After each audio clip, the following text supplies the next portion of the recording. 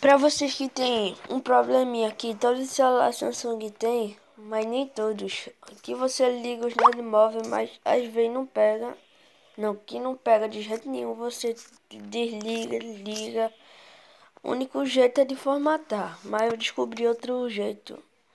Então você vai aqui no menu, vai em configuração. Vocês vão em, deixa eu ver aqui, gerenciador de cartão e vão aqui, rede de serviço de dados, vai estar desativado.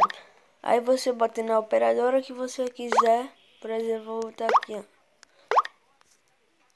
Como é? Aí vai estar artelando. Então quando você for ligar, você liga ele. Quando você for ligar, já vai estar pegando. Então, fica aí a dica para vocês. Até os próximos vídeos e valeu!